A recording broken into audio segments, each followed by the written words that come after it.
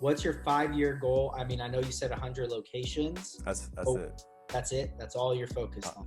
Well, yeah, like that. And then I have an idea for after that. But it's like I'm not touching that idea until we get to 100 locations. So How many locations you guys got right now? Just the one?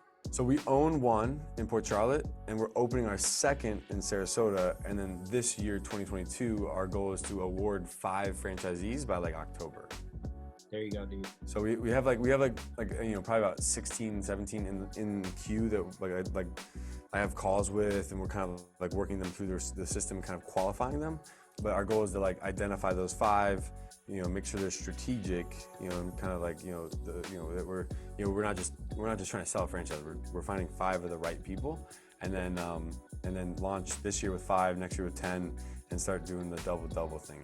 Hey guys, thank you so much for joining me. If you'd like to learn how to open your own adult daycare center, go to adcpro.com.